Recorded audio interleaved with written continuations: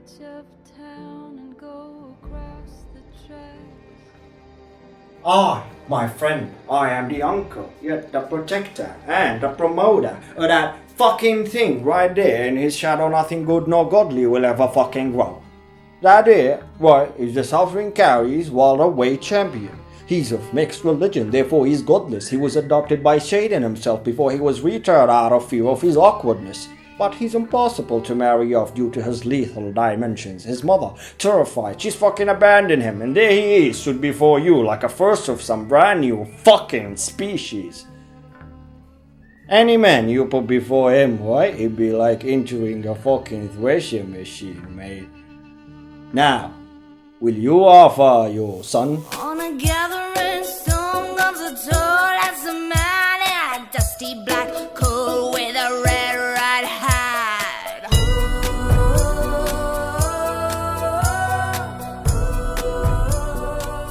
نعم يا صديقي، مثل ما قرأت في بداية الفيديو، إذا أنت إلى الآن ما شاهدت ال4 مواسم من بيكي بلايندرز كاملة، أنصحك أنك تقفل الفيديو الآن لأنك حتكرهني. ليش؟ لأني حاخذ راحتي في تعداد أكثر 10 أشياء نعشقها في بيكي بلايندرز.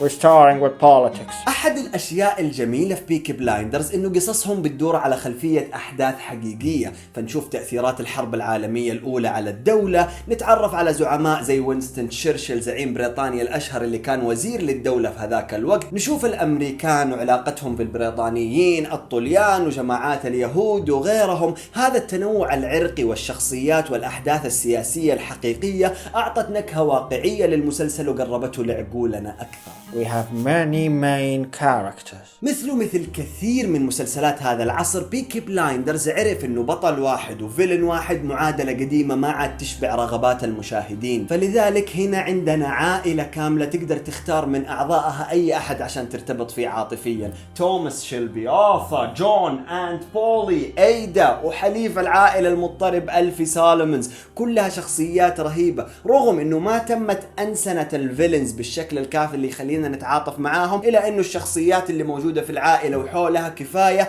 وأخذت وقتها الكافي على الشاشة ودخلت قلوبنا من أوسع الأبواب. Bloody fight scenes. لما تبني لي شخصيات رهيبة وتحطها في لوكيشنز متعوب عليها، أحتاجك أنك تكمل جميلك وتعطيني مشاهد قتال حقيقية، وهذا اللي يصير في هذا المسلسل. لما البيكي بلايندرز ينزلوا طواقيهم، لك أن تتخيل الدماء والرصاص اللي حتشوفه في لقطات ما بين السلو موشن والسريع في فايت سينز مذهلة.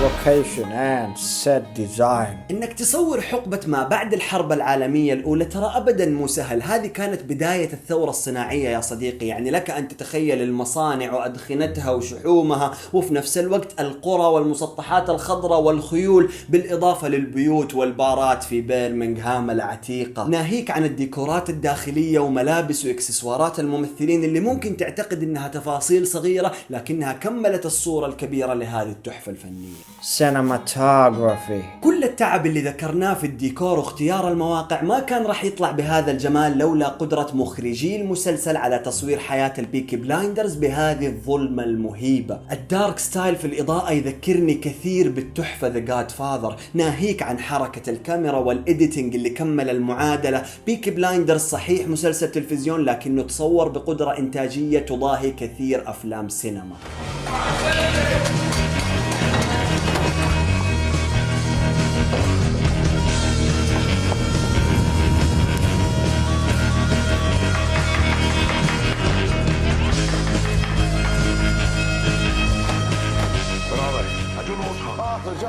Dialogue. نعم يا صديقي، صحيح انه بيكي بلايندرز مسلسل عصابات، لكن لا المشاهد الجنسية ومشاهد القتال ولا التدخين الادماني بيحرك الاحداث هنا المحرك الرئيسي لها هو الحوارات، خصوصا وانهم بياخذوا وقتهم فيها لدرجة يعتقدها البعض مملة، لكن صدقني لو فتحت مخك واعطيته فرصة للتركيز حتعرف انه كل كلمة لها غرض معين، كل كلمة بتعبر عن شخصية قائلها بطريقة او باخرى وبتؤثر بشكل ملحوظ في الاحداث من بعدها. We are an organization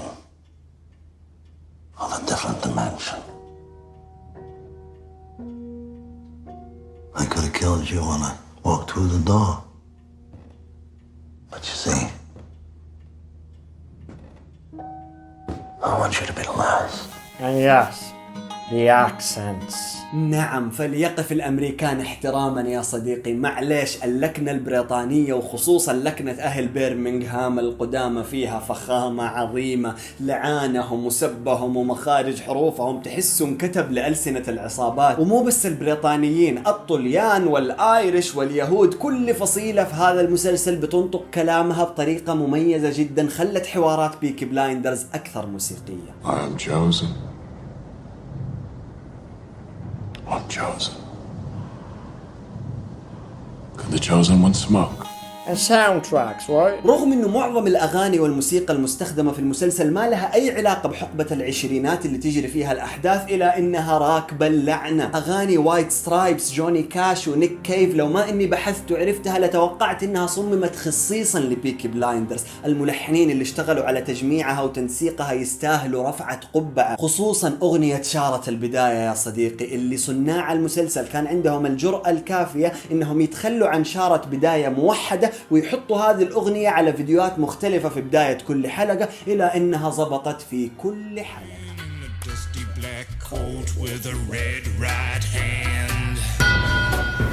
And yes, you know what?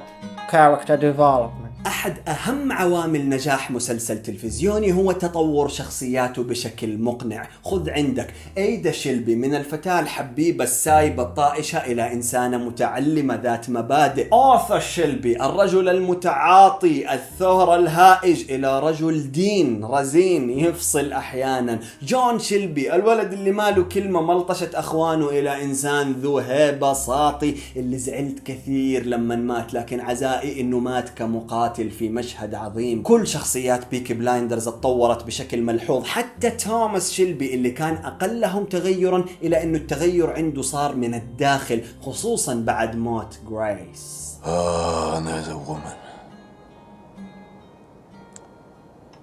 Yeah, right. Antagonists. في كل منتج درامي في العالم عندنا نوعين من الشخصيات، البروتاغونستس اللي هم الشخصيات الرئيسية، والانتاغونستس اللي هم الشخصيات المعادية للشخصيات الرئيسية. بغض النظر مين خير ومين شرير، البروتاغونستس عندنا هنا هم عائلة الشيلبيز، لكن اهتمام الصناع بالشخصيات المعادية نفس اهتمامهم بالشخصيات الرئيسية أعطانا مسلسل درامي مقنع، ابتداء بالميجر كيمبل اللي أعطانا إياه الممثل سام نيل بأداء مقنع خلانا نكرهه، مرورا ببيلي كيمبا وسابيني والقسيس في الموسم الثالث، وصولا إلى لوكا تشانغريتا اللي بأداء إدريان برودي أعطانا رجل مافيا إيطالي عتيق، مع ملاحظة أنه نهايته زعلتني وكنت أتمنى أنهم يشتغلوا عليها بشكل أفضل. لكن بشكل عام اهتمام صناع المسلسل بالشخصيات المعادية أحد أهم أسباب نجاح بيكي بلايندرز. خذ هذا كله على جنب، وألفي سالمونز يا صديقي، شخصية مضطربة دوافعها غير معروفة وعمرك ما تقدر تثق فيها، بأداء عبقري من توم هاردي. Right. Arthur! Arthur! Arthur, come here. Shalom! Arthur, shalom! Alfie. Shalom! Yeah, when a man walks out from here without subscribing, I ask myself, have I made a mistake? You should be subscribing, mate, so we can talk to each other more, right? And you can be a film.